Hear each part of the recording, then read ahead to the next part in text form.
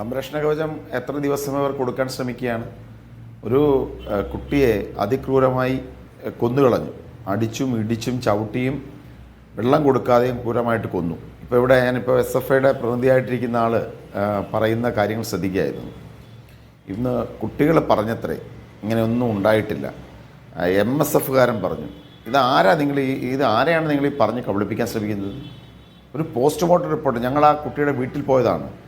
ആ കുട്ടിയുടെ അച്ഛൻ, സിദ്ധാർത്ഥിൻ്റെ അച്ഛൻ പറഞ്ഞു പോസ്റ്റ്മോർട്ടം റിപ്പോർട്ടിൽ ഉണ്ടായിരുന്നത് 3 ദിവസമായിട്ട് ആഹാരമില്ല, വെള്ളം ജലമായിട്ട് വയറ്റിലാകെ ഉണ്ടായിരുന്ന രക്തം കലർന്ന ലിക്വിഡാണ് ആമാശയത്തിലാകെ ഉണ്ടായിരുന്നത്. എന്നിട്ട് ഏതോ ഈ SFIയുടെ ഏതോ വായ്നോക്കി പിള്ളേർ, ഏതോ റാസ്കലുകൾ, ഏതോ ക്രിമിനലുകൾ പിന്നെ ഇത്തരത്തിൽ പറഞ്ഞിട്ട് ഇത്തരത്തിൽ പിന്നെ ഒരു പ്രശ്നം ഉണ്ടായില്ല എന്ന് പറഞ്ഞാൽ അതാണ് വിശ്വാസം എടുക്കേണ്ടത്.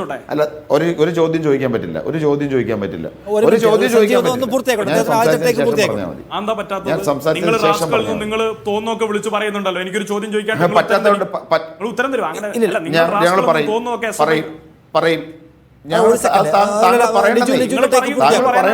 താങ്കൾ പറയുന്ന സമയത്ത് താങ്കളുടെ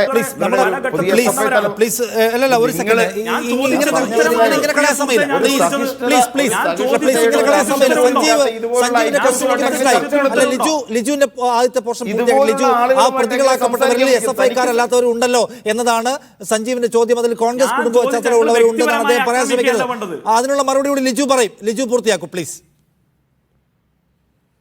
അതിന് ഉത്തരവുണ്ടോ നിഷാദ്? ഒരു കാര്യം ഞാൻ പറയാം. ഉത്തരവുണ്ടോ? നിങ്ങളൊരു ചർച്ചയ്ക്ക് ഞാൻ പറഞ്ഞോളാം. താനെന്തിനാ ഇങ്ങനെ കിടന്ന് ബഹളം വെക്കുന്നത്? താനെന്തിനാ ഇങ്ങനെ ബഹളം വെക്കുന്നത്? എനിക്ക് അറിയാൻ വിചാരിച്ചു ചോദിക്കുന്നു നിഷാദ്. നിങ്ങളൊന്നുകിൽ ഈ ഇങ്ങനെയുള്ള ആളുകളുടെ മൈക്ക് ഓഫ് ചെയ്യണം, എന്നിട്ട് അവർ സംസാരിക്കുമ്പോൾ മാത്രം സംസാരിക്കാൻ അനുവദിക്കണം, അല്ലെങ്കിൽ ഒരു ചർച്ച നടക്കില്ല. ഇവിടെ നിങ്ങൾ ഒരാൾക്ക് സംസാരിക്കാൻ അവസരം കൊടുത്തപ്പോൾ അയാൾ പറഞ്ഞ കാര്യങ്ങൾ അങ്ങേയറ്റം പ്രതിഷേധാർഹമായ കാര്യങ്ങളാണ്. ഞാൻ മറുപടി പറയുമ്പോൾ ഞാൻ അതിന് മറുപടി പറയുന്നു. മാത്രമല്ല, എനിക്ക് മറ്റു ചില കാര്യങ്ങൾ പറയാനുണ്ട്. അതിനിടയ്ക്ക് ഒരാൾ കയറി ഒരു ചോദ്യം ചോദിക്കണമെന്ന് പറയുമ്പോൾ ഞാൻ വഴങ്ങാൻ ആഗ്രഹിക്കുന്നില്ല.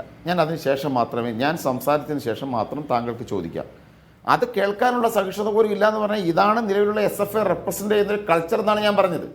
ഞാൻ പറയാനുള്ള കാര്യങ്ങൾ കേൾക്കുക. ഇവരിപ്പോൾ ഇവിടെ പറഞ്ഞ കാര്യങ്ങൾ തന്നെ കളവല്ലേ? അതിക്രൂരമായ മർദ്ദനം ഏറ്റുവാങ്ങിയെന്ന് പോസ്റ്റ്മോർട്ടം റിപ്പോർട്ട് കിടക്കുന്നു. ആ പോസ്റ്റ്മോർട്ടം റിപ്പോർട്ടിൽ ശരീരത്താകമാനം ക്രൂരമായ മർദ്ദനത്തിൻ്റെ പാടുകളും ആഹാരം നിഷേധിച്ചതിൻ്റെ സൂചനകളും. ആ കുട്ടിയുടെ പിതാവ് ഇതിനെക്കുറിച്ച് സംസാരിക്കുന്നു. ഇവിടെ സംസാരിക്കുന്ന SFIക്കാരൻ പറയുന്നത് പോസ്റ്റ്മോർട്ടം റിപ്പോർട്ടോ ആ പിതാവിൻ്റെ പരാമർശങ്ങളോ അല്ല വിശ്വസനീയമാകുന്നത്. എവിടെ നിന്നോ കൊണ്ടുവന്നിരിക്കുന്ന വാടകയ്ക്കെടുക്കുന്ന ചില നാവുകളുടെ പരാമർശമാണ് ശരിയെന്നാണ് അയാൾ വിശ്വസിക്കുന്നത്. അപ്പോൾ അതിലൂടെ തന്നെ എന്താണ് ഇവരുടെ ഇൻവോൾവ്മെൻ്റ് എന്ന് മനസ്സിലാക്കാൻ സാധിക്കുന്നില്ലേ? പിന്നെ സിൻജോ ജോൺസൺ, ഏതായി സിൻജോ ജോൺസൺ?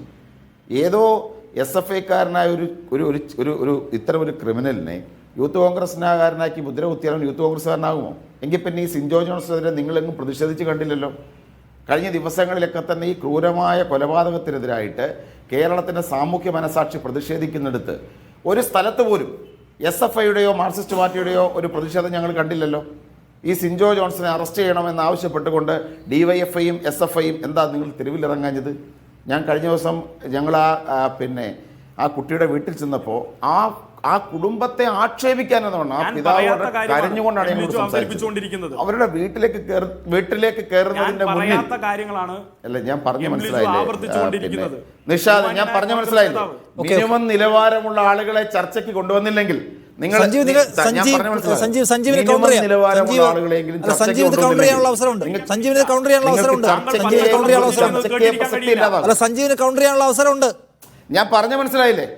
പറഞ്ഞ മനസ്സിലായില്ലേ?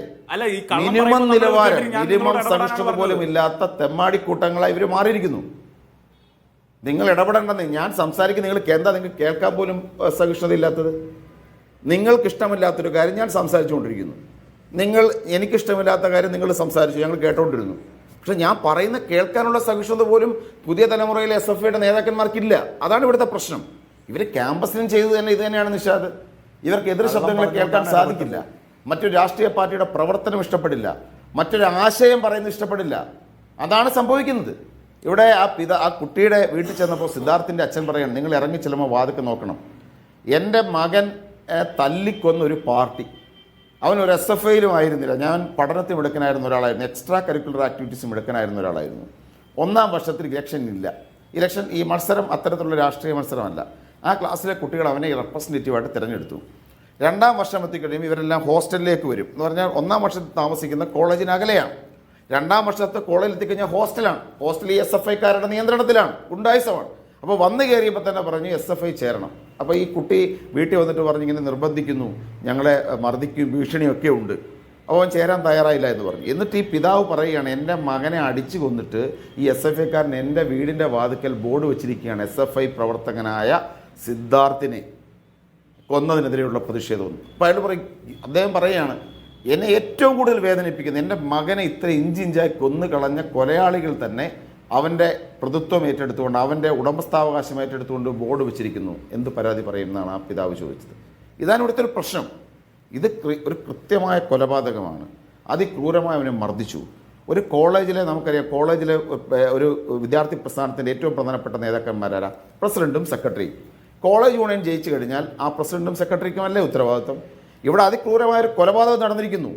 SFI എന്ന് പറയുന്ന വിദ്യാർത്ഥി പ്രസ്ഥാനത്തിൻ്റെ ആ തലത്തെ ഏറ്റവും വലിയ നേതാക്കൾ, പ്രസിഡന്റ്, സെക്രട്ടറി, കോളേജ് യൂണിയൻ്റെ നേതാവ്, അവരെല്ലാം ഈ കേസിൽ പ്രതിയാണ്. എന്നിട്ട് ഈ പ്രസ്ഥാനത്തിന് ഉത്തരവാദിത്വമില്ലെന്ന് പറയാൻ സാധിക്കുമോ? ഇവരെന്ന് നടപടി സ്വീകരിച്ചു എന്ന് പറഞ്ഞു? ക്രൂരമായി മർദ്ദിച്ചപ്പോൾ, ഹോസ്റ്റലിനെടുത്ത് വിവസ്ത്രനാക്കി അതിക്രൂരമായി മർദ്ദിച്ചപ്പോൾ ഈ അവിടുത്തെ ഇലയനങ്ങിയാൽ പോലും അറിയുമെന്ന് പറയുന്ന SFIക്കാരൻ അതിനെക്കുറിച്ച് അറിഞ്ഞ് ഈ റാഗിങ്ങിന് നേതൃത്വം കൊടുത്തവരെ നടപടിയെടുത്തോ? ഈ കുട്ടി 18-ാം തീയതി മരിച്ചതിന് ശേഷം അവനെതിരെ ഒരു കൃത്രിമമായിട്ടൊരു പരാതി ഒരു പെൺകുട്ടിയെ കൊണ്ട് പ്ലാൻ ചെയ്യുക, മലയാളം എഴുതാൻ അറിയാത്തൊരു പെൺകുട്ടിയെ കൊണ്ട്. എന്നിട്ടൊരു അച്ചടക്ക സമിതി രൂപീകരിച്ച്, പ്രതിയായിരിക്കുന്നവർ കൂടി ഉൾപ്പെടുത്തുന്ന ഒരു അച്ചടക്ക സമിതി രൂപീകരിച്ച് അവനെതിരെ എൻക്വയറിക്ക് ശ്രമിക്കുന്നതിന് മരിച്ചു പോയതിന് നടപടിയെടുക്കാൻ സാധിച്ചില്ല എന്ന് പറഞ്ഞാൽ ഒരു പയ്യനെ ക്രൂരമായി തല്ലിക്കൊന്നതിന് ശേഷം